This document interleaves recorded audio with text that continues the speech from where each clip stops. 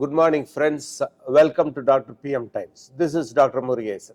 So, in this episode, we will see how our system regulates hunger, satiety, and what is the main reason for obesity physiologically. The main organ that is concerned with regulation of satiety and hunger is a part in brain called hypothalamus. Especially the lateral hypothalamus is responsible for regulation of hunger, and the ventromedial hypothalamus is responsible for regulation of satiety, that is the feeling of fullness.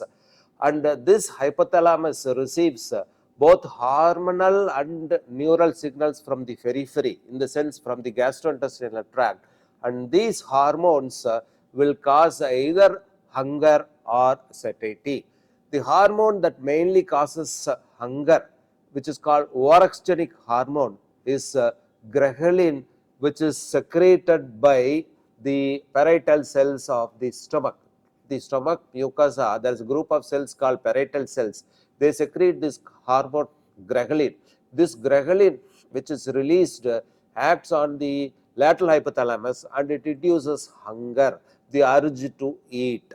Then, as the person takes food, especially the food that is rich in protein and fat, if it reaches the intestine as partially digested food products after getting digested by the saliva and gastric juice partially, the partially digested food and made up of protein and fat mostly, partially digested protein, if it enters the small intestine, it stimulates the mucosa of small intestine to release certain hormones, namely GLP-1 or glucagon-like peptide and GIP, gastric inhibitory polypeptide, also a hormone called cholecystokinin, and also a hormone called oxyntomodulin, which is released in the large intestine, and another hormone called neuropeptide Y.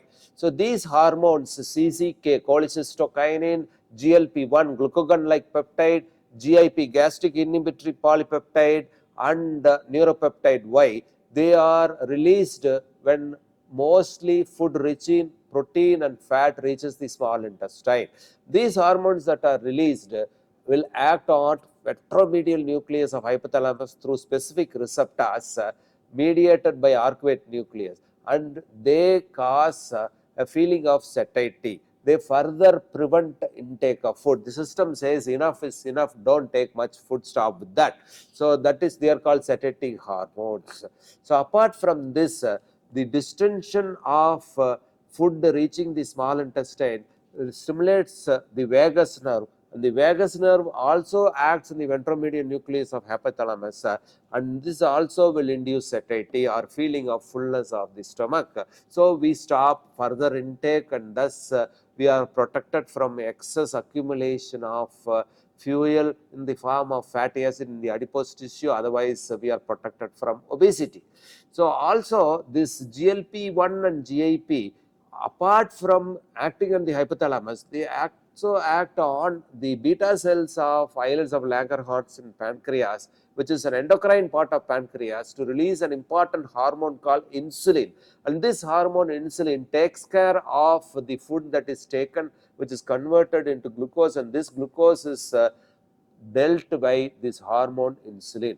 The insulin makes this glucose enter into the cell, increases the cell membrane permeability for glucose, and is utilized as a source of energy by a process called glycolysis, the excess energy being stored as glycogen, and much excess energy is stored as triglyceride in the adipose tissue. So, thus the GLP-1 and GIP not only stops further food intake by acting on the hypothalamus, also deals with the end product of the food that we take, mostly glucose, by promoting the release of insulin by an effect called incretin effect, and this insulin takes care of the glucose that is assimilated by the digestion of carbohydrate in the small intestine.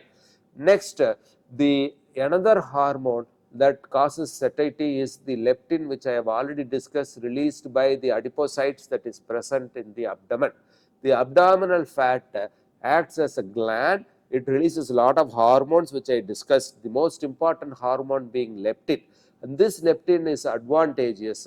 More leptin is released, more the amount of adipocytes. So, a person becomes fatter, he starts releasing a lot of leptin, and this leptin acts on the hypothalamus at the level of ventromedial nucleus, and ventromedial hypothalamus stops further in food intake, which is called satiety center. So leptin is very advantageous in regulating the food intake. So what happens in obesity? In obesity, I have already told you the amount of leptin secreted is more because the amount of adipocytes, the number of adipocytes are more. Though the amount of leptin secreted is more, the person becomes obese further because there occurs a phenomenon called leptin resistance. The more leptin that is secreted after a certain level is no longer beneficial in controlling the appetite. The cells, the receptors in the hypothalamus become resistant to the action of leptin.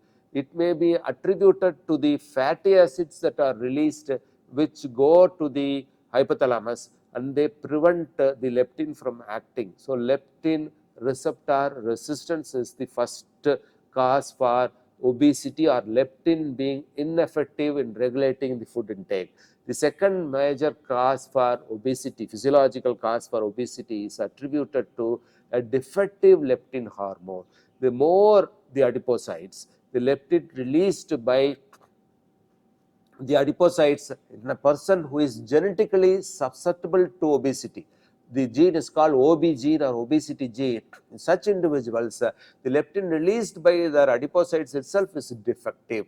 So either there is a defect in the leptin hormone that is released, or defect in the receptor in which leptin acts, which is called leptin resistance. So both these contribute to obesity, and leptin, though the content is more, quality is poor, and they cannot act because of the receptor defect, and it is attributed to fatty acid level in the brain also.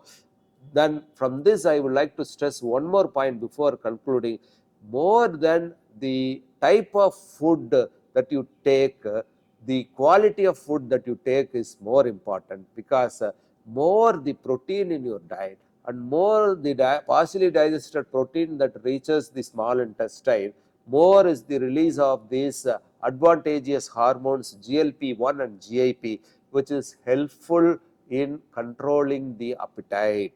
It causes satiety. So that is why we emphasize a protein rich, fat, moderate fat diet and less carbohydrate diet, because a protein rich diet releases, stimulates the release of GLP-1 and GIP, which is helpful in regulating satiety and thus helpful in regulating the weight.